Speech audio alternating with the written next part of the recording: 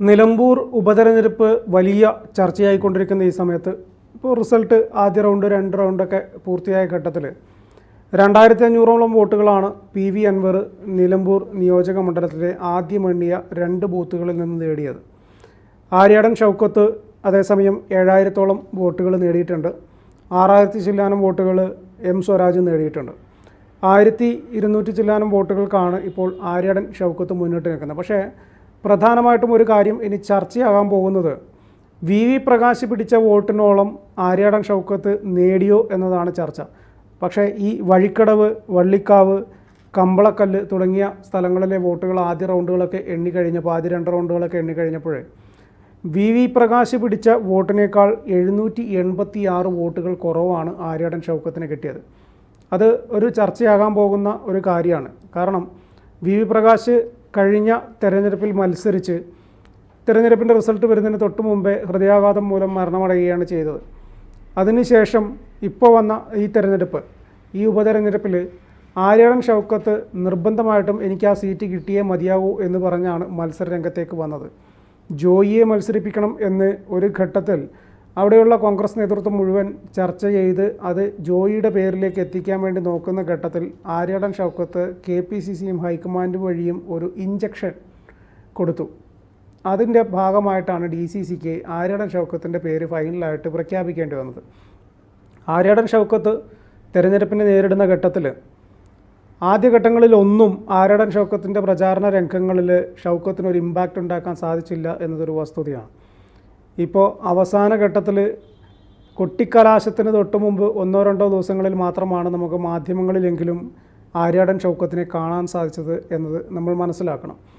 ആര്യാടൻ ഷൗക്കത്തിൻ്റെ പ്രചാരണ ഘട്ടങ്ങളിലൊക്കെ വളരെ പിന്നോട്ട് പോയിരുന്നുവെന്നും നമുക്ക് അറിയാൻ സാധിച്ചത് M സ്വരാജ് മണ്ഡലത്തിൽ ഉടനീളം വലിയ പ്രചാരണം നടത്തിയിരുന്നു എന്നുമാണ്. ഔദ്യോഗികമായിട്ട് നമുക്കൊരു ഫൈനൽ പ്രഖ്യാപനത്തിലേക്ക് എത്തിയിട്ടില്ല. ചെറിയ വോട്ടുകൾക്കാണ് ഇപ്പോഴും ആര്യാടൻ ഷൗക്കത്ത് മുന്നിട്ട് നിൽക്കുന്നതെങ്കിലും VV പ്രകാശിന് ഭൂരിപക്ഷം കിട്ടിയ മണ്ഡലങ്ങളിൽ ബൂത്തുകളിൽ പോലും ആര്യാടൻ ഷൗക്കത്തിന് കാര്യമായിട്ടുള്ളൊരു ഇമ്പാക്റ്റ് ഉണ്ടാക്കാൻ സാധിച്ചില്ല എന്നതൊരു വസ്തുതയാണ്. അങ്ങനെ വരുമ്പോൾ ഇനി ആര്യാടൻ ഷൗക്കത്ത് ജയിച്ചാലും VV പ്രകാശിൻ്റെ വോട്ടുകളുമായിട്ട് താരതമ്യം ചെയ്യുമ്പോൾ ആര്യാടൻ ഷൗക്കത്ത് പിടിച്ച വോട്ടുകൾ ഒരുപക്ഷെ കുറയാനുള്ള സാധ്യതയാണ് കാണുന്നത്. അവിടെയും PV അൻവർ എന്നൊരു ഘടകത്തെക്കുറിച്ച് നമുക്ക് സംസാരിക്കേണ്ടി വരും. VV പ്രകാശിന് ഭൂരിപക്ഷം കിട്ടിയ അല്ലെങ്കിൽ VV പ്രകാശിന് കിട്ടിയ വോട്ടുകളിൽ ഒരു കൂടുതൽ പങ്കും ഇത്തവണ M സ്വരാജിനും അതോടൊപ്പം PV അൻവറിലേക്കും പോയി എന്നാണ് വാർത്താമാധ്യമങ്ങൾ റിപ്പോർട്ട് ചെയ്യുന്നത്. 1230 വോട്ടുകളുടെ ഭൂരിപക്ഷത്തിലാണ് നിലവിൽ ആര്യാടൻ ഷൗക്കത്ത് ഇപ്പോൾ മുന്നിട്ട് നിൽക്കുന്നത്. അത് 4 ബൂത്തുകളാണ് എണ്ണിയിരിക്കുന്നത്. 4 ബൂത്തുകളുടെ 2 റൗണ്ട് വോട്ടെണ്ണൽ പൂർത്തിയായപ്പോഴാണ് ഈ നില. പക്ഷേ അപ്പോഴും ഞെട്ടിച്ചുകൊണ്ട് PV അൻവറാണ് പല ബൂത്തുകളിലും 2ാം സ്ഥാനത്തേക്ക് വന്നത് എന്നതാണ് വസ്തുത. അതായത് M സ്വരാജ് അല്ല, PV അൻവർ 2ാം സ്ഥാനത്തേക്ക് വന്നിട്ടുണ്ട് ചില ബൂത്തുകളിൽ എന്നുള്ളതാണ്. അതായത് ഇപ്പോൾ മാധ്യമങ്ങൾ റിപ്പോർട്ട് ചെയ്യുന്നത് ശരിയാണെങ്കിൽ PV അൻവറിൻ്റെ അത്രയും ഇമ്പാക്റ്റ് അല്ലെങ്കിൽ PV അൻവറിന് സ്വാധീനമുള്ള മണ്ഡലങ്ങളുടെ ചില ഭാഗങ്ങൾ, ചില ബൂത്തുകളാണ് നിലവിലിപ്പോൾ എണ്ണിക്കൊണ്ടിരിക്കുന്നത് എന്നതാണ് വസ്തുത. അങ്ങനെ വരുമ്പോഴാണ് PV അൻവറിന് ഇപ്പോൾ 2ാം സ്ഥാനത്തെങ്കിലും എത്താൻ സാധിച്ചത് എന്ന് പറയുന്നു. ഇപ്പോൾ ശരിക്കും പറഞ്ഞു കഴിഞ്ഞാൽ PV അൻവർ പിടിക്കുന്ന വോട്ട് അത് ആര്യാടൻ ഷൗക്കത്തിൻ്റെ വോട്ടുകളാണ് എന്നാണ് ആര്യാടൻ ഷൗക്കത്തിലേക്ക് എത്തേണ്ട വോട്ടുകളാണ് ഇപ്പോൾ PV അൻവർ പിടിച്ചിരിക്കുന്നത് എന്നാണ് മനസ്സിലാവുന്നത്. അതുകൊണ്ടാണല്ലോ ഈ പ്രകാശിന് കിട്ടിയ വോട്ടിനേക്കാൾ കുറവ് ആര്യാടൻ ഷൗക്കത്തിന് വന്നിരിക്കുന്നത്.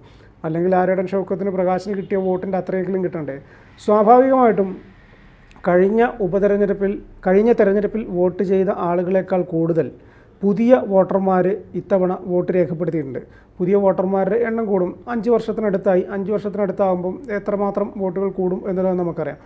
അത്രയും വോട്ടുകൾ കൂടിയിട്ടും ഇത്തവണ 50,000-ഓളം പേര് വോട്ട് ചെയ്യാൻ വൈമുഖ്യം കാണിച്ച് മാറി നിന്നു എന്നതാണ് വസ്തുത. 1,75,000 വോട്ടുകൾ മാത്രം കണ്ടേ പോൾ ചെയ്തിട്ടുള്ളൂ. 2 ലക്ഷത്തി ചില്ലാനം വോട്ടുകളുണ്ട്. 2,30,000-നടുത്ത് വോട്ടുകളുണ്ട് അവിടെ. പക്ഷേ 1,70,000 സംതിങ് വോട്ടുകൾ മാത്രമേ അവിടെ പോൾ ചെയ്തിട്ടുള്ളൂ. ആ പോൾ ചെയ്ത വോട്ടുകളിൽ നിന്ന് PV അൻവറിന് എത്ര, ആര്യാടൻ ഷൗക്കത്തിന് എത്ര, M സ്വരാജിന് എത്ര എന്ന് നമ്മൾ ചർച്ച ചെയ്യുമ്പോൾ അതോടൊപ്പം തന്നെ ചേർക്കേണ്ട ഒരാൾ കൂടിയുണ്ട്, BJPയുടെ കാൻഡിഡേറ്റ്. കഴിഞ്ഞ ദിവസം അദ്ദേഹം വളരെ സങ്കടത്തോടു കൂടി റിപ്പോർട്ടർ ചാനലിന് ഒരു അഭിമുഖം കൊടുത്തതിനകത്ത് പറയുന്നുണ്ടായിരുന്നു, എനിക്ക് ലഭിക്കേണ്ട അല്ലെങ്കിൽ ബി ജെ പിക്ക് ലഭിക്കേണ്ട വോട്ടുകൾ എം സ്വരാജ് ജയിക്കാതിരിക്കാൻ കൂട്ടത്തോടെ കോൺഗ്രസ്സിന് അല്ലെങ്കിൽ യു ഡി എഫിന് ചെയ്തു എന്ന ഒരു സങ്കടം പറച്ചിൽ അദ്ദേഹത്തിൻ്റെ ഭാഗത്തു നിന്നുണ്ടായിരുന്നു.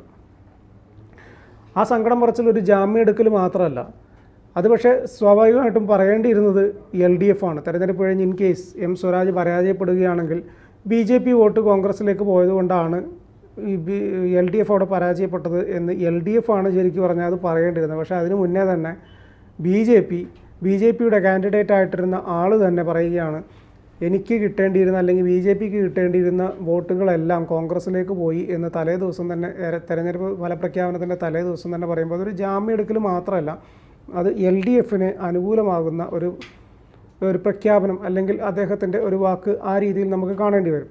അതിന് മറ്റൊരു തലം കൂടിയുണ്ട്. സാധാരണഗതിയിൽ തെരഞ്ഞെടുപ്പ് കഴിഞ്ഞ് കഴിഞ്ഞാൽ എല്ലാ രാഷ്ട്രീയ പാർട്ടികളും അവരുടെ തെരഞ്ഞെടുപ്പിൻ്റെ ഒരു അവലോകനം നടത്തും, ഒരു സ്ക്രൂട്ടിനി. അതിൽ എത്ര വോട്ടുകളാണ് നമുക്ക് ഉറച്ച വോട്ടുകൾ, അതിൽ എത്ര വോട്ടുകൾ പോൾ ചെയ്തിട്ടുണ്ട്, ഇനി നമുക്ക് മറ്റവരിൽ നിന്ന് കിട്ടാവുന്ന വോട്ടുകൾ എത്ര തുടങ്ങിയ ഒരു സ്ക്രൂട്ടിനി ചെയ്തിട്ടൊരു ഫോം ഉണ്ടാക്കും. എത്ര വോട്ടുകൾ, അതിൽ 80,000-ൽ കൂടുതൽ വോട്ടുകൾ എം സ്വരാജിന് ലഭിക്കുന്നു, 75,000-നടുത്ത് വോട്ടുകൾ മാത്രമേ ഷൗക്കത്തിന് ലഭിക്കൂ എന്നാണ് ഇടതുപക്ഷത്തിൻ്റെ കാൽക്കുലേഷൻ. അൻവറിന് 10,000 വോട്ടുകൾ മാക്സിമം എന്ന് പറയുന്നത്. പക്ഷേ എൻ്റെ കാൽക്കുലേഷനിൽ അൻവർ 10,000-ന് മുകളിൽ പോകാനുള്ള സാധ്യതയൊക്കെ ഇപ്പോൾ കാണുന്നുണ്ട് നിലവിലെ സാഹചര്യത്തിൽ. അൻവർ അവിടെ ഒരു ഇമ്പാക്റ്റ് പ്ലെയർ ആയിട്ട് തന്നെ വന്നതായിട്ടാണ് നമുക്ക് മനസ്സിലാകുന്നത്. അപ്പോൾ അങ്ങനെ കാൽക്കുലേഷൻ നടത്തിയപ്പോഴും ഇടതുപക്ഷം ജയിക്കും, ചുരുങ്ങിയ വോട്ടുകൾക്കെങ്കിലും ഇടതുപക്ഷം ജയിക്കും എന്നാണ് പറഞ്ഞത്. മുൻപൊക്കെ സി പി എമ്മിൻ്റെ കാൽക്കുലേഷനൊക്കെ പക്കയായിരുന്നു, പക്ഷേ ആ കാൽക്കുലേഷനൊക്കെ തെറ്റിയിട്ട് ഇപ്പോൾ കുറേ കാലമായി. അത് ആൾക്കാരുടെ മനസ്സിൽ അവർ പറയുന്നതൊന്ന് പ്രവർത്തിക്കുന്നത് വേറൊന്ന് എന്നുള്ള രീതിയിലേക്ക് വന്നതുകൊണ്ട് ആ കാൽക്കുലേഷനൊക്കെ പലപ്പോഴും തെറ്റിപ്പോകുന്നതാണ് നമ്മൾ കണ്ടിട്ടുള്ളത്. ഇപ്പോൾ ഏകദേശം 1,200 ചില്ലാനം വോട്ടുകൾക്ക് 1,239 വോട്ടുകൾക്ക് കൃത്യമായി പറഞ്ഞു കഴിഞ്ഞാൽ ആര്യാടൻ ഷൗക്കത്താണ് മുന്നിട്ട് നിൽക്കുന്നത്. ഞാൻ നേരത്തെ സൂചിപ്പിച്ച 4 കമ്പളക്കല്ല്, മണമൂല, വള്ളിക്കടവ്, വഴിക്കടവ് തുടങ്ങിയ സ്ഥലങ്ങളിലെ വോട്ടുകളാണ് ഇപ്പോൾ എണ്ണിക്കൊണ്ടിരിക്കുന്നത്. 4 റൗണ്ടാണ് അവിടെ പൂർത്തിയാവാനുള്ളത്, 2 റൗണ്ട് മാത്രമാണ് ഇപ്പോൾ പൂർത്തിയായിട്ടുള്ളത്. അവിടെയാണ് ഞാൻ നേരത്തെ പറഞ്ഞതുപോലെ 786 വോട്ടുകൾ കഴിഞ്ഞ തവണ വി പ്രകാശിന് കിട്ടിയ വോട്ടുകൾ ഇത്തവണ അൻവറിലേക്കോ അല്ലെങ്കിൽ എം സ്വരാജിലേക്കോ പോയി എന്ന്, അത് ഷൗക്കത്തിന് കിട്ടിയിട്ടില്ല എന്നുള്ള കോൺഗ്രസിനെ ഞെട്ടിക്കുന്ന ഒരു വാർത്ത പുറത്തു വന്നിട്ടില്ല. എന്തായാലും ഇനിയിപ്പോൾ തെരഞ്ഞെടുപ്പ് കഴിഞ്ഞ് റിസൾട്ട് പ്രഖ്യാപനം വന്നു കഴിയുമ്പോൾ 2 പേർക്കും അല്ലെങ്കിൽ പ്രധാനമായിട്ടുള്ള 2 മുന്നണികൾക്ക്, ബാക്കിയുള്ളവർ പിന്നെ പി വി അൻവറാണ്, അതൊരു മുന്നണിയല്ലല്ലോ, അതൊരു വ്യക്തി എന്ന് മാത്രം കൂട്ടിയാൽ മതി, രാഷ്ട്രീയ പാർട്ടിയായിട്ട് പോലുമില്ല. അപ്പോൾ ഈ 2 മുന്നണികളുടെ പ്രഖ്യാപനം ഏത് രീതിയിലായിരിക്കും? ഇൻ കേസ് ആര്യാടൻ ഷൗക്കത്താണ് അവിടെ ജയിക്കുന്നതെങ്കിൽ ഒരു ഭരണവിരുദ്ധ വികാരമുണ്ടായി എന്ന രീതിയിലുള്ള ചർച്ച എൽ ഡി എഫിന് നേരിടേണ്ടി വരും. അങ്ങനെ യു ഡി എഫ് ഭരണവിരുദ്ധ വികാരമുണ്ടായി അവിടെ എന്നത് പറഞ്ഞ് വോട്ട് പിടിച്ച് ജയിച്ചു എന്ന് വന്നാൽ അത് വരുന്ന തദ്ദേശ സ്വയംഭരണ തെരഞ്ഞെടുപ്പിലേക്കും വരുന്ന നിയമസഭാ തെരഞ്ഞെടുപ്പിലേക്കും യു ഡി എഫിന് അണികളെ സജ്ജരാക്കാൻ വേണ്ടിയുള്ള ഒരു കർട്ടൻ റേസർ പോലെ അത് ഉപയോഗിക്കാൻ പറ്റും എന്നുള്ളതാണ്. അത് എൽ ഡി എഫിന് ഒരു ശക്തമായ ഒരു കാൻഡിഡേറ്റിന് നിലമ്പൂരിൽ കൊടുത്തിട്ട് പോലും ഇത്രയും മികച്ച ഭരണം നടത്തിയെന്ന് അവകാശപ്പെടുമ്പോൾ പോലും നിലമ്പൂരിൽ ജയിക്കാൻ പറ്റിയില്ലെങ്കിൽ അത് എൽ ഡി എഫിനെയും എം സ്വരാജിനെയും പോലുള്ള അവർക്ക് ഒരു തിരിച്ചടിയായി മാറാനുള്ള സാധ്യതയും നമ്മൾ മുന്നിൽ കാണണം.